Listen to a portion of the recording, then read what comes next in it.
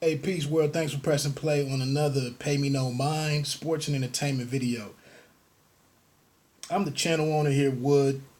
Please check my writing out, boxing writing out, and boxing coverage over at bitedownboxing.com, as well as overtimeheroics.net, as well as roundbyroundboxing.com.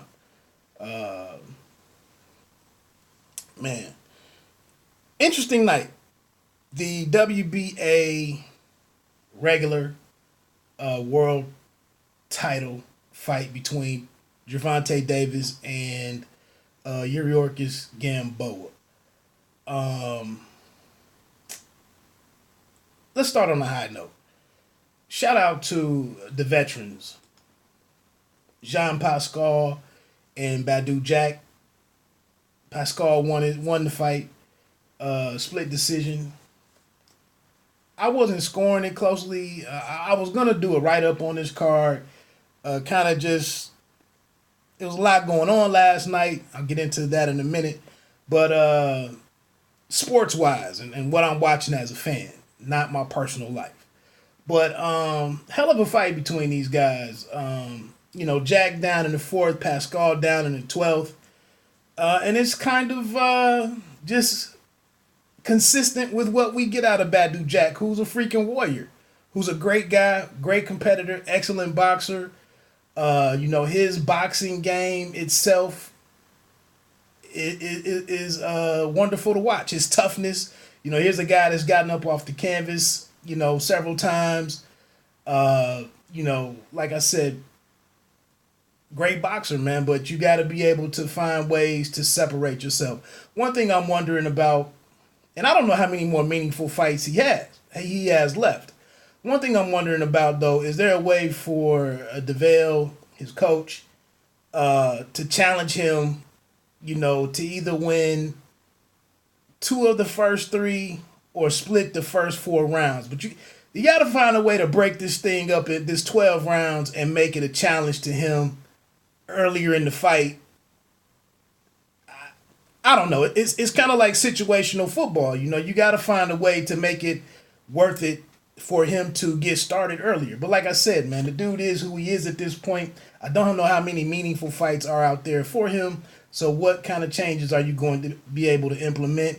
And it's not like he's doing a hell of a lot wrong. He just has one issue that's kind of tripping him up repeatedly.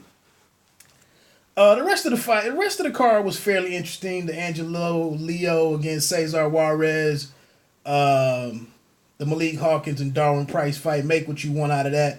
Hawkins gets the win after a freakish injury from Darwin Price. And then Ahmed El Bialy bounces back with a win over Brian Vera. But anyway, man, let's get into this main event, man. Um,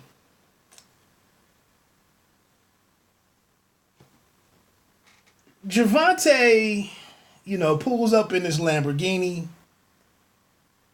Who cares? You know, in all honesty, I mean, I maybe we saw Floyd's cars, his fleet in the 24/7s or the all access, whatever it was. But I don't really recall seeing Floyd's vehicle on fight night. But I could be wrong there. But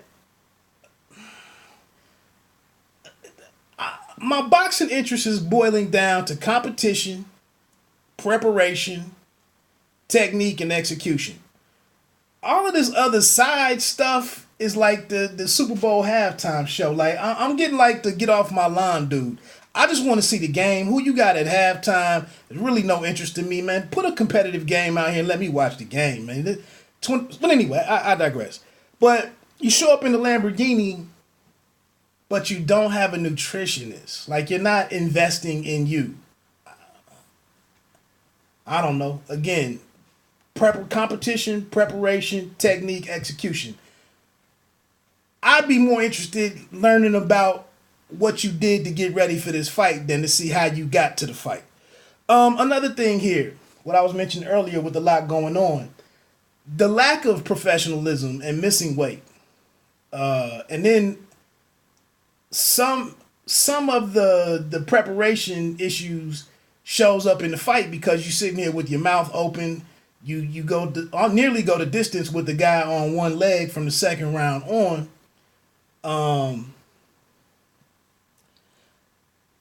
Like I said, as a fan, I'm sitting here like, I made the decision to skip the semifinal football game with the Clemson Tigers and the Ohio State Buckeyes.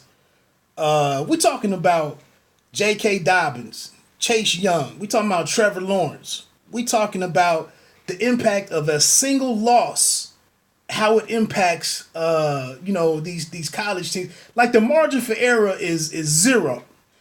I have the option of watching something that's that intriguing as an athlete, as a sports event, as a competition. I have the option to watch that. J.K. Dobbins getting ready trying to, auditioning for the pros. Chase Young auditioning to be a top 3 pick. Trevor Lawrence, the number 1 overall next year. These guys have so much on the line. We just saw Joe Burrow throw 7 touchdowns in the first half of a game. Execution, impeccable. And then you come here with this boxing stuff, and it's not a good look. But I hang in there.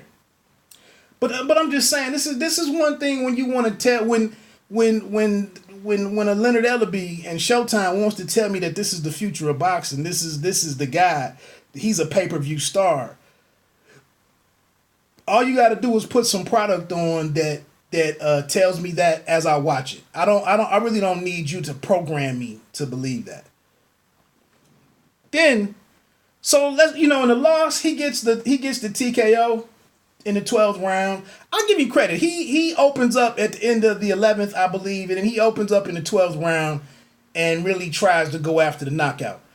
I don't necessarily agree with referee Jack Reese's decision to stop the fight when he did, and the reasoning that he gave. Not when I look at what we saw a couple weeks ago or whatever with Tony Harrison on his third knockdown. A similar sequence of shots between those two endings. Last night's in the Harrison knockdown, in their, what was that, 11th, 10th round, whatever. Similar situation. So I'm just, so he went for it. I give him that. Cool. He gets the knockdown. Okay. I don't know what I don't know what you do with this as a win, and I'll get into my quick points real quick. I know it wasn't great execution and preparation because the tension that I saw in the corner between the two with Ford and Tank. Tank really wasn't able to execute what Ford was calling for, and I think that's in part. And maybe one thing that we overlooked here was that maybe this really wasn't a challenge to Tank because he had the familiarity of sparring with Gamboa, and he kind of wrote him off. So maybe the hard work wasn't there in the gym leading up to this thing because he believed what he saw whenever they did spar. But there was tension in the corner.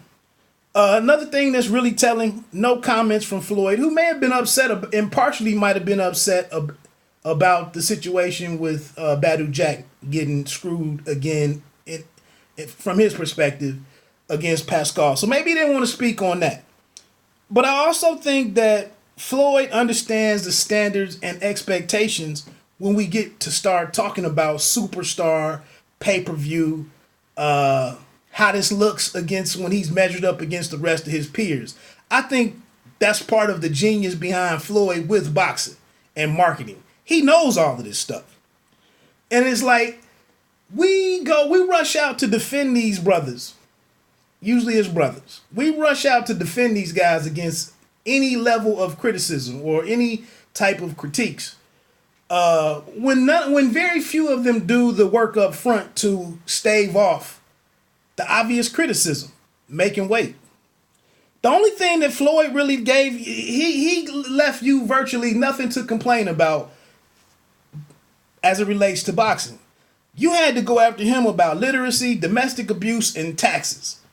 And then some of the complaints were the time that he when he selected certain opponents. I guess you could try to hit him there. He didn't always get the knockouts, but it was a lot of other stuff that you saw in his fights. But like I said, mainly you had to reach for the stuff outside of the ring to go after Floyd. Another thing that was just wasn't a good look for this situation was, there's no timeouts in boxing. Boxing doesn't have a way where you can really look into an injury as the one that Davis-Gamboa may have sustained. Reports now are that it was a ruptured tendon. You know what? He walked the same way at the end of each round. You can see that he couldn't explode off of the back foot to do very, very much anything with his right hand. His body language throughout the night had affected my interest in the fight. His inability to do anything with his right hand, really couldn't even get into a good left hook. Everything just went to hell for the guy. And boxing just doesn't have, you got to tip your cap to the guy for even making it go as long as it did, and for him to try to put up a fight in spots when really he didn't even have the footing, the base to really do anything significant in this fight. But like I said, he could have went back into the second round. He almost, you saw when he stood up, it was almost, you had to harken back to Cesar Chavez just a week ago or whatever against Danny Jacobs when he went to the corner and refused to sit down. And Freddie Roach was like, "Can you just sit down? Would you sit down?" He wouldn't even do that, and the fight was over. And you saw that Gamboa, for a few seconds there, he didn't want to sit down. And then finally he did listen. He sat down. They took a deep breath and figured out what they wanted. But you saw like 2 or 3 rounds later, the trainer was trying to wipe his face off, and he kept shoving the towel out of his face. And you knew that he just didn't want to be there. He's pissed off. And that affected my interest in the fight. The guy really doesn't want to fight. He's shorthanded here in terms of his toolbox, but he's out there. So anyway, and then lastly, I would just say, 14,100 is the number of attendance and everything. Superstars in the house, Black Hollywood, Atlanta, the A, etc., etc., etc. Lil Kim's in the back in the dressing area and all of this stuff. I have no problems with that. And I mentioned earlier to a coworker several months ago that I didn't understand why fights weren't happening in Atlanta already. So they did this.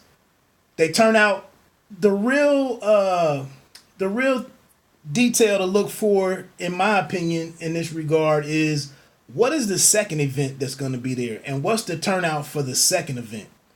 I mentioned this earlier.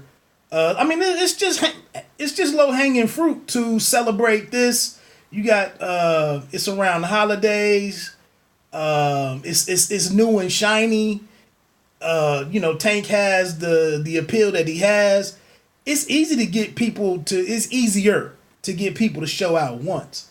But if we're talking about coming back the number of times, if we compare it to the Barclays Center and the good people in the city of New York who turn out multiple times a year for different main events, what's going to be the return here? Who do they bring back?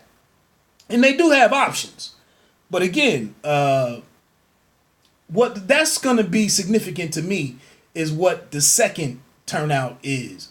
That's just how I look at things. And that's no knock against Gervonta Davis. But I do want to say, if you look in closing, if you look at what could be next for him, there's really not much coming off of that, especially coming off of that performance. He's not going to be trying to face any of these big names that we would like. And if his next opponent is a Leo Santa Cruz, or the name, I see that maybe being 2 opponents away. But if it's gonna be a guy coming up to lightweight for his first time, then whatever. You know, we as boxing fans, I guess we just have to roll with it. But all in all, man, like I said, it was a tough night to put this up against what was going on, especially because I'm watching I'm watching the college football game on my phone, or at least I'm watching the developments on Twitter, and I hung in here with this against my druthers, but it is what it is.